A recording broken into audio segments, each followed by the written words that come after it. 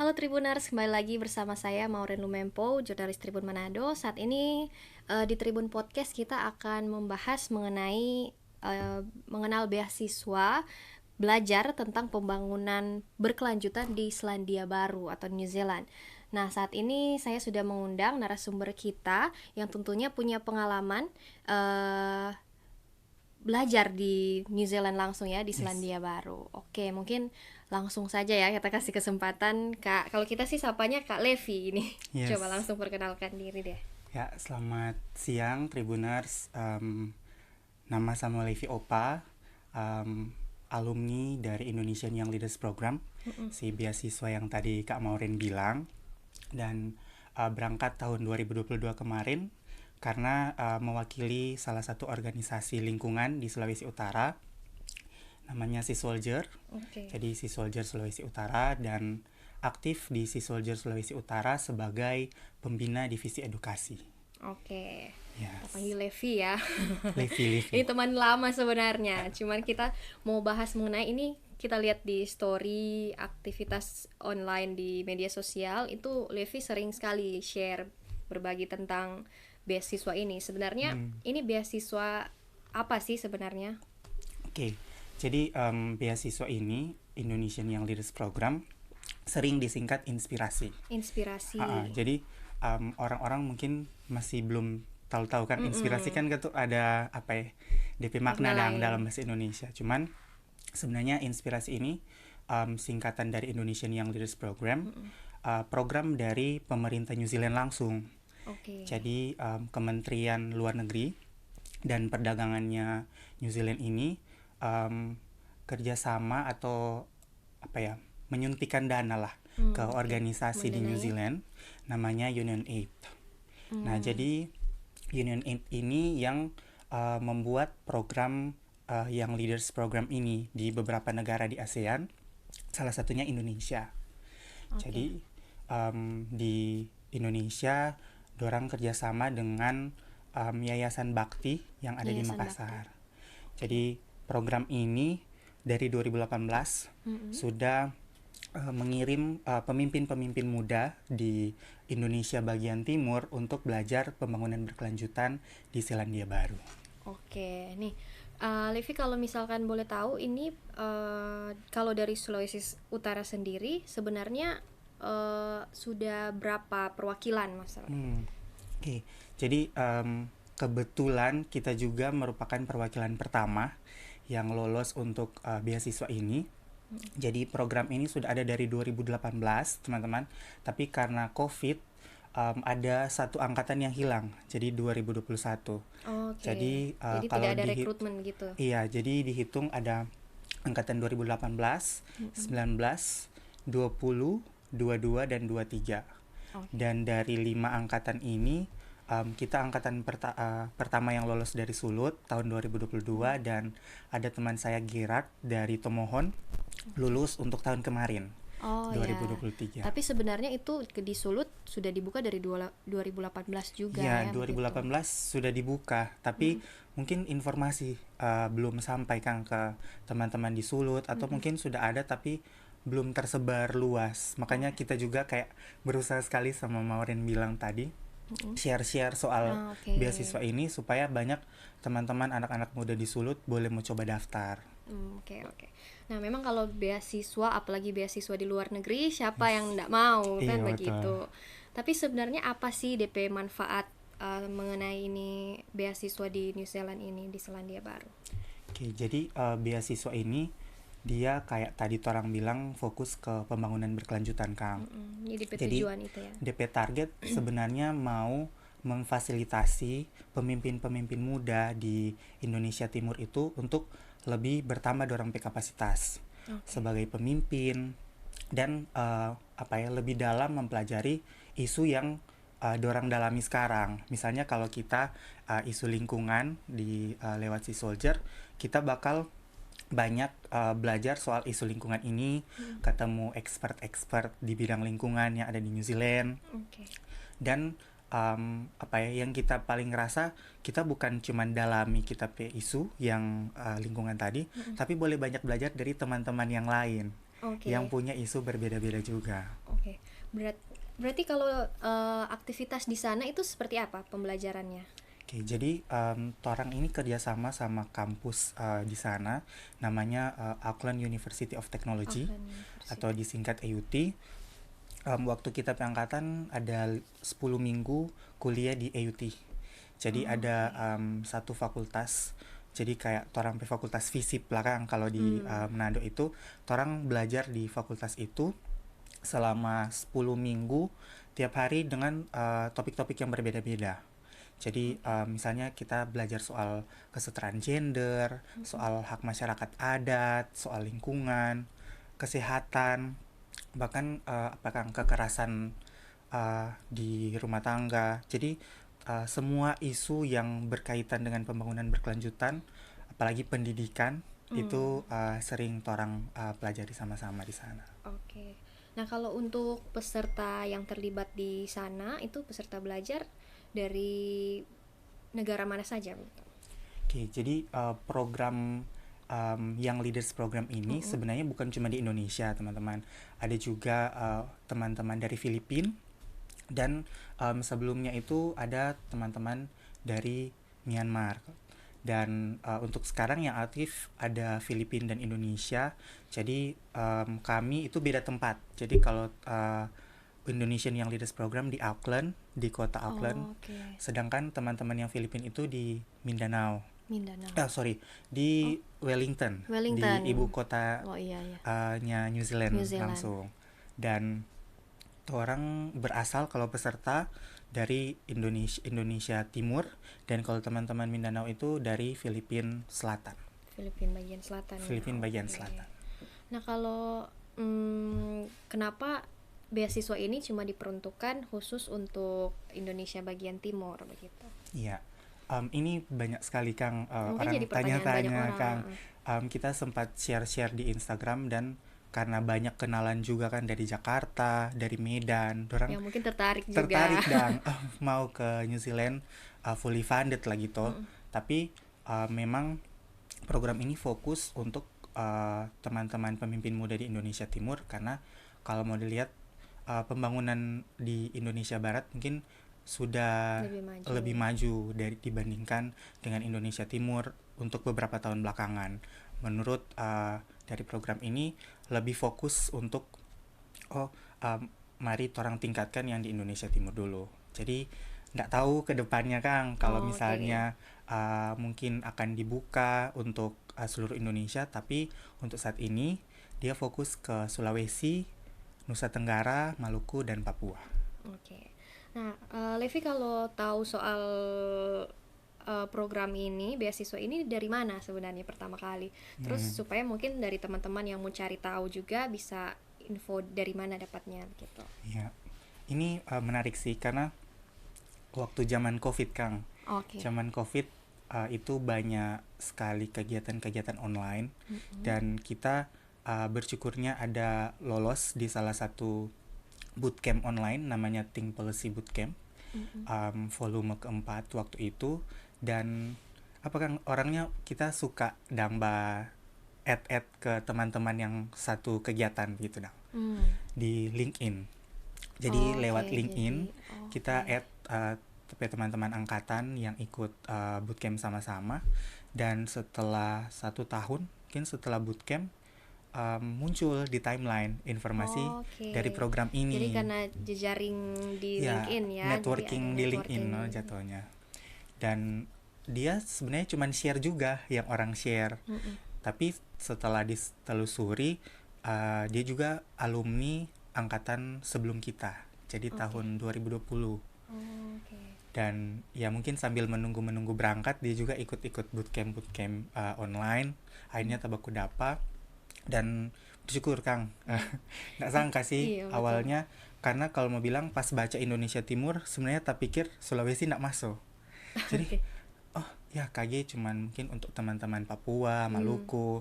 Ternyata pas itu juga kan penting untuk baca baik-baik. Betul. Jadi kita buka DP website, lihat DP syarat, ternyata Sulawesi masuk. Oke. Jadi kalau untuk beasiswa khusus ini yang di New Zealand ini, DP kriteria apa? Oke. Jadi ini semacam short course, Kang. Kalau bilang beasiswa short course untuk pemimpin muda usia 20 sampai 30 tahun.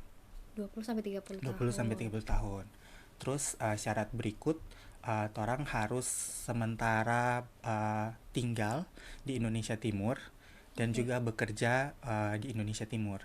Jadi kalau misalnya orang tinggal di Indonesia Timur, bekerja jarak jauh mungkin for Oh, ya, ya, tempat kerja di luar Indonesia Timur itu nggak bisa.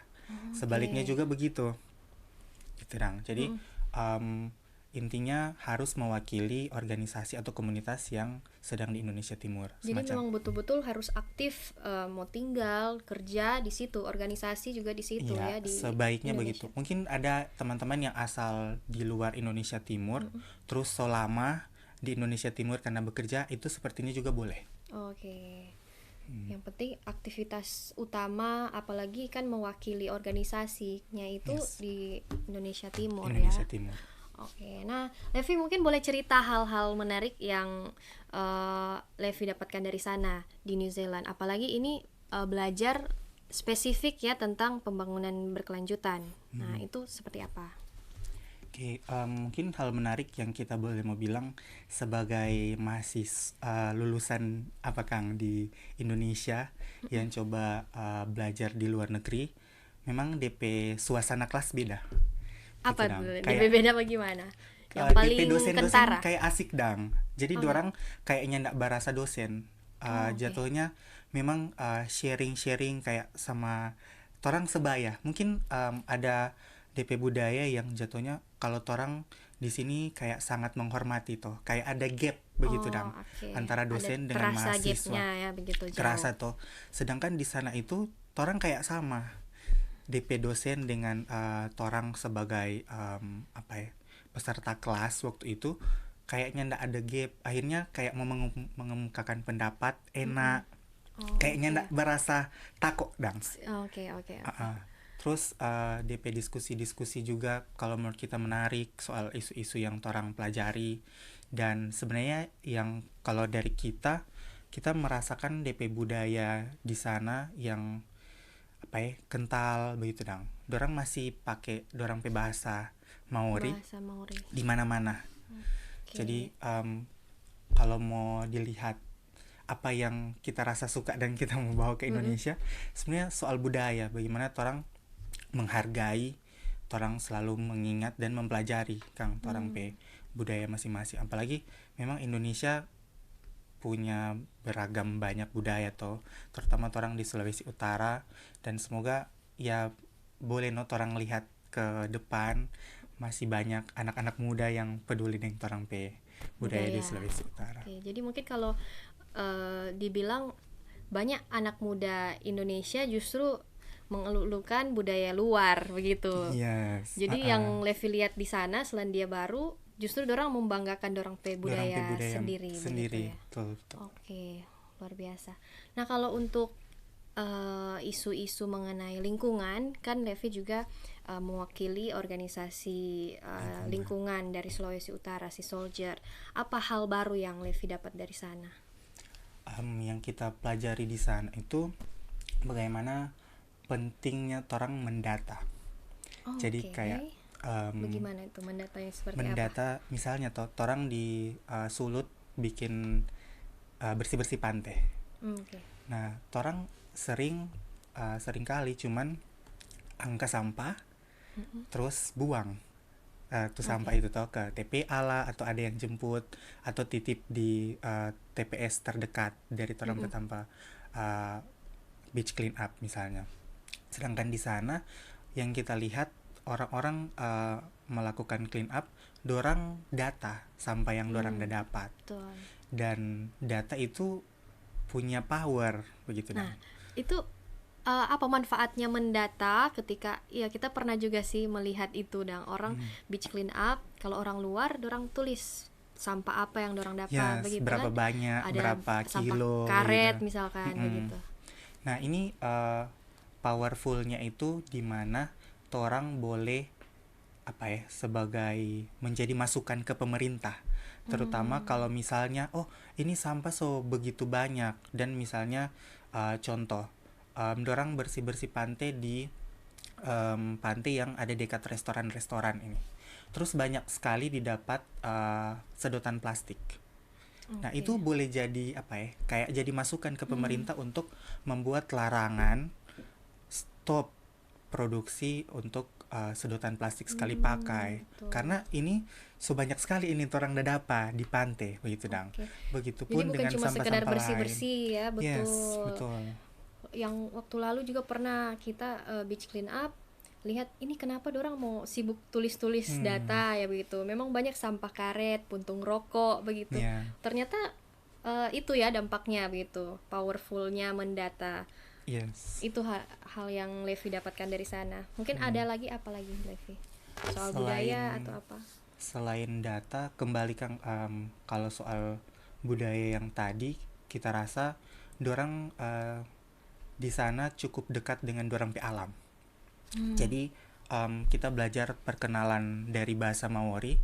Dorang itu memperkenalkan nama gunung, nama laut, nama sungai, dan itu kita rasa wah wah sekali dong. Torang Mm-mm. kayak di Indonesia kayaknya nyendak pernah menghargai torang pe alam sampai begitu sekali. Kayak Oke. oh misalnya kalau kita bilang kita pe gunung Soputan Oh begitu, begitu. terus kita pe laut Bunaken, sungai Ranowangko begitu Jadi dang. secara Jadi mungkin personal begitu ada. secara personal torang kayak torang hidup dari dorang ini begitu Hmm. dang. Dan kayaknya torang di Jadi dorang Indonesia cara berkenalan begitu di sana. gitu, Oke. baru nanti di akhir baru sebut nama. Ah, oke. Jadi nama gunung, nama laut, Hmm. terus nama sungai, dan bahkan ada kayak kapal. Kan ada kayak kapal tiap suku beda toh. Ada juga nama kapalnya. Terus baru misalnya sekarang kerjaan apa, nama apa. Oh, oke. Jadi mungkin sudah jadi budaya pada orang Kang memperkenalkan dorong pe kebudayaan dulu, apalagi dorong Yes. pe alam begitu ya. Jadi Gunung, sungai. untuk orang-orang forma mencintai lingkungan, kalau dorang kayak kental dengan dorang pe budaya, pasti jalan satu kali. Jadi bagaimana Kang? Mau bilang di sana rata-rata orang cinta lingkungan, begitu dong. Orang-orang Yes. so aware Kalau di dengan sini isu mungkin cuma lingkungan. beberapa orang Pasti atau beberapa beberapa persen.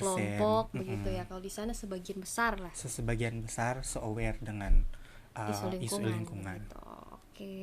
Nah, tantangan terbesar Hmm. mengikuti pembelajaran di sana apa, Levi? Oke, kalau dari kita sebagai orang yang kalau mau bilang jujur tapi bahasa Inggris nggak terlalu bagus. Nah, ini kan jadi pertanyaan Iya, nanti. Apakah memang harus jago bahasa Inggris untuk iya, dapat beasiswa di luar negeri atau gimana? betul. Jadi teman-teman sebenarnya yang so tahu-tahu sedikit bahasa Inggris boleh sekali dong coba-coba kesempatan apply beasiswa-beasiswa ke luar negeri, apalagi yang short course seperti ini.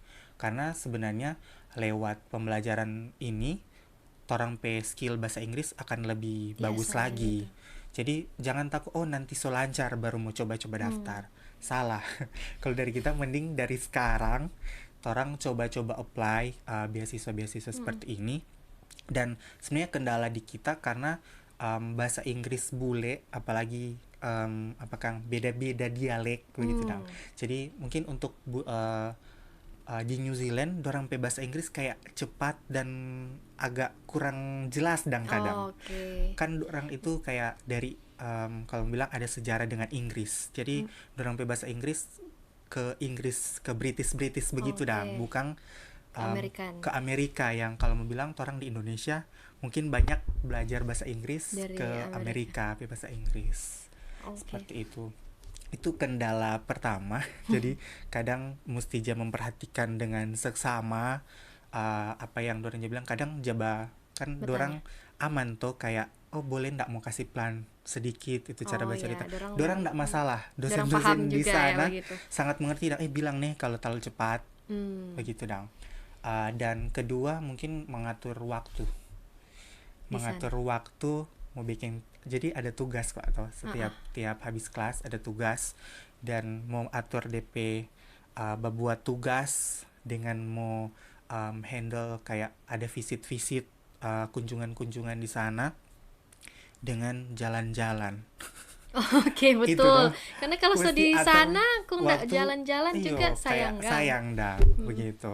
Jadi memang kan tuh tujuan utama di sana belajar, Mm-mm. cuman orang juga harus atur waktu dengan baik no, Tapi supaya ada kesempatan, ada ada waktunya toh dorang kesempatan, kasih. karena Oh, weekend ke tuh sebenarnya kan for boleh dang mau hmm. jalan-jalan. Dengan karena orang juga ada host family, ada orang tua di sana, jadi boleh Oke. jalan-jalan dengan orang tua kasih jalan ke Hmm. pantai atau ke hutan-hutan ataupun tempat-tempat wisata di sana boleh. Cuman kembali lagi no, orang mesti atur waktu supaya mau bikin tugas aman, Mm-mm. jalan-jalan aman, dan kunjungan-kunjungan juga aman. Oke. Berarti kalau penerima beasiswa atau yang ikut peserta di sana, Levi interaksi juga dengan anak-anak dari negara mana saja? Maksudnya ada bukan cuma dari Indonesia kan, ada dari negara lain atau gimana? Ya, jadi memang kemarin waktu angkatannya kita agak private sebenarnya. Jadi Mm-mm. sebenarnya sayang karena orang kayak dikasih gedung yang jatuhnya di gedung itu kayak kurang mahasiswa luar. Oke. Maksudnya yang mahasiswa AUT-nya Mm-mm. ada di gedung lain dalam Oh, kuliah. oke. Jadi memang 10 minggu itu kebanyakan berinteraksi cuman dengan teman-teman yang berangkat sama-sama. Jadi Oke, itu dari mana aja? angkatan 2020 dan 2022 ini orang dari 7 provinsi. Jadi kan semua kata Indonesia Timur, Mm-mm. tapi yang lolos di 2020 dan 2022 itu hanya beberapa. Jadi ada teman-teman dari Papua, dari Ambon, Maluku, kemudian Nusa Tenggara Timur, ada Mm-mm. dari Kupang, kemudian ada banyak teman-teman dari Sulsel, Dari Sulsel. Makassar, dan Oke. kawan-kawan. Kemudian ada juga dari Sulbar, dan ada beberapa yang tidak berangkat sama-sama, tidak Hmm. berangkat sama-sama dengan orang karena kendala, um, ada yang baru punya anak. Jadi sebenarnya ini bukan cuman for orang yang masih single, Oke, jadi yang tapi yang berkeluarga juga bisa. bisa. So Yang jadi penting ada mama juga kriteria bisa. umur tadi Yes, ya. yang penting daftar program sebelum lewat dari 30 tahun. Oke, Gitu. menarik ini. Mungkin ada pengalaman-pengalaman menarik apa ya, bertukar pikiran dengan sesama penerima beasiswa dari provinsi lain mungkin yang dipelajari dari mereka. Kita banyak belajar tentang apa Kang, isu-isu yang sebenarnya mungkin for orang rupa belum pernah dengar, tapi Oke. ternyata ada orang di luar sana yang kayak sangat fight dong untuk itu. Ah, isu apa itu contohnya? Kayak kesehatan reproduksi seksual. Oke. Jadi di kampung-kampung Kang mungkin Mm-mm. di pedalaman banyak orang-orang belum dapat akses yang baik dong Hmm. soal sanitasi, Oke, air, dan kebersihan ya. kayak untuk perempuan perlengkapan menstruasi begitu dong. Hmm. Mungkin Levi nggak temui masalah itu di sini mungkin ya, Ya, atau tambah di apalagi mungkin organisasinya Levi kita begitu. juga cowok toh, Hmm. jadi mungkin nggak pernah terbesit dong ternyata Oke. wah isu itu Masalah ternyata juga di. masalah Hmm. ternyata. Terus perkawinan anak, Hmm. ada angkatannya kita yang bahas soal itu, kayak ternyata ada di beberapa daerah dorang memang kayak dipaksa untuk kawin cepat dong, Hmm, di kayak usia masih muda, belasan usia tahun anak. masih belia sekali, so dikasih nikah begitu dong. Dan banyak hal-hal lain soal HAM, Hmm. soal kesetaraan gender, dan masyarakat adat ini Oke. yang kita juga sangat banyak belajar karena ketua dari apa ya, organisasi pemuda adat nasional Mm-mm. satu angkatan dengan kita, dan Oke. cukup banyak cerita. Dan apa Kang, sering beberapa kali kayak rekam video Hmm. dukung dorang pe apa ya, dorang pe giat, dorang pe Mm-mm. aksi. Kita rasa apa ya, kita belum terlalu banyak kenal Kang soal organisasi adat di Sulut. Mm-mm. Makanya kita, wah ternyata keren Kang, maksudnya Mm-mm. dorang dang masih apa ya, masih sangat kuat Mm-mm. belajar soal adat dan bahkan dia juga sempat ke Manado karena ada kegiatan untuk regionalnya yang Sulut, dan sempat ketemu sharing-sharing juga soal inspirasi dengan pemuda-pemuda adat di Sulawesi Utara tahun lalu. Oke.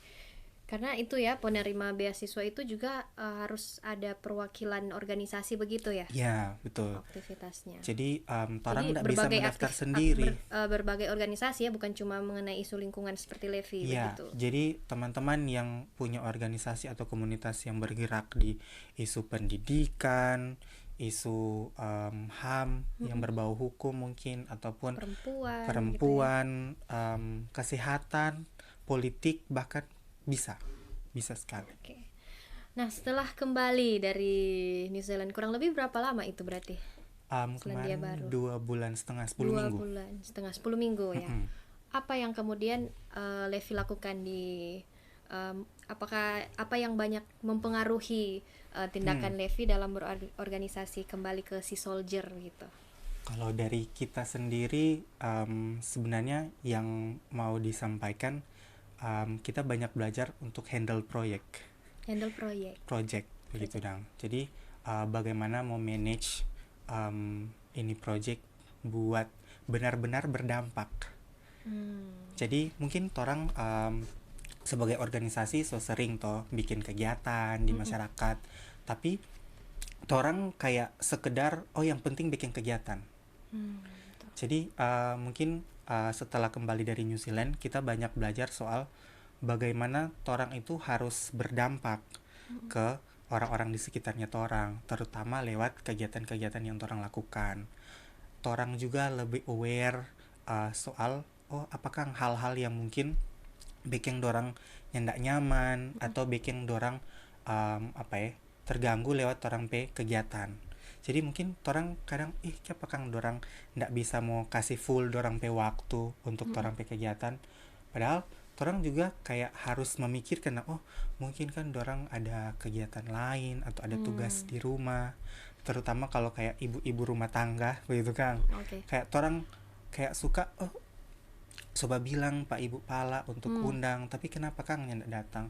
Tapi kita juga dikasih belajar untuk dorang juga bisa saja ada tugas lain yang lebih penting, dan mungkin ada hal-hal lain yang menghambat. Jadi untuk dampak untuk orang-orang yang orang tujui untuk bikin kegiatan itu yang kita rasa kita banyak belajar. Oke, jadi bukan cuma sekedar bikin kegiatan yang penting ada begitu ya. Yes, tetap betul. Tujuan manfaat dirasakan untuk orang-orang dan yang lain.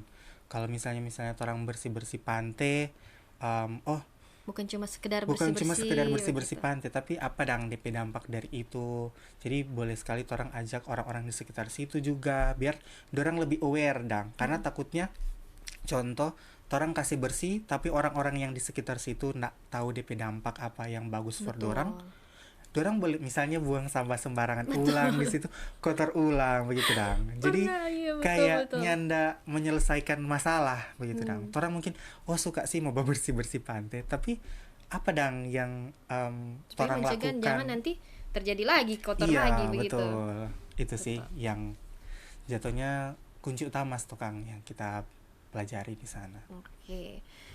Nah, Levi, kalau misalkan ke depan ini mungkin dalam waktu dekat atau nanti dari ini beasiswa ini ada lagi kah atau seperti apa? Kemudian mungkin dari Sea Soldier mungkin ada proyek ke depan atau Levi sendiri mau cari beasiswa apa lagi? Itulah Kang. Karena kalau mau bilang jadi untuk alumni atau peserta beasiswa ini orang diajarkan untuk manage project.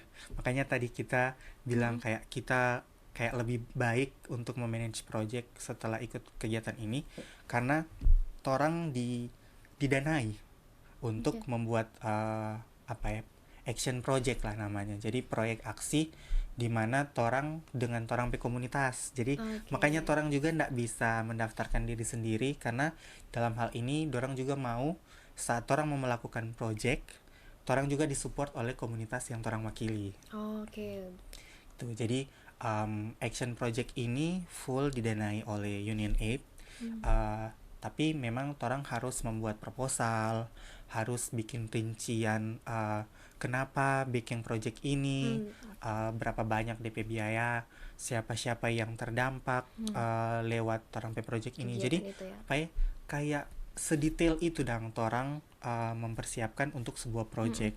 Jadi kalau dari kita sendiri sebelum ke New Zealand sudah melakukan fase 1 untuk kita project. Mau sampaikan juga kita projectnya tentang pengurangan sampah laut di Pengurangan sampah. Bahau Mangrove Park di Bahau. Tongkeina. Oke. Iya, jadi karena kita juga masih di area Manado dan latar belakangnya sebenarnya project-project sebelumnya sering sekali dengan Sea Soldier, dengan Maritim Muda dilaksanakan di Bahau, dan kita rasa waktu kita stay di sana ada beberapa turis-turis yang memang mungkin gampang dang buang sampah. Oke. Jadi tidak terlalu peduli dang. tidak terlalu peduli, dan kita lihat ini sangat krusial terutama orang di Sulawesi Utara yang mau memajukan orang pariwisata. Orang juga harus menjaga dang itu tempat-tempat wisata yang ada di Sulawesi Utara ini. Dan karena kita juga dengan Sea Soldier banyak fokus ke clean up, jadi kepikiran buat project tentang pengurangan sampah laut di Bahau Mangrove Park Tongkeina. Oke. Baiklah. Tidak terasa ini 30 menit sebenarnya masih banyak, kita penasaran juga. Tapi kalau misalkan mau cari tahu soal beasiswa ini, bisa infonya di mana? Jadi sebenarnya kalau teman-teman anak-anak muda apalagi pakai Instagram, jadi ada akun dari Indonesia Young Leaders Program ini namanya @inspirasi_nz. @inspirasi_nz. Iya. Oke. Instagram itu ya. kalau di Instagram. Nah, kalau misalnya mau cari baca di website pun langsung yang memang lengkap, teman-teman boleh mau ke websitenya Union8 ataupun ke websitenya Yayasan Bakti. Terus tulis Jo Inspirasi, pasti memuncul itu. Oke, keren. Nah, mungkin terakhir menutup torang bincang-bincang hari ini, ada closing statement dari Levi, mungkin saran untuk anak-anak muda di Sulawesi Utara khususnya. Silakan. Kalau dari kita mungkin mau kasih semangat Kang for torang semua yang lagi ada di tahun yang baru, jatuhnya mungkin mau start sesuatu yang baru, mau pikir-pikir bikin hal yang baru. Teman-teman boleh start dari sekarang. Start dari hal kecil.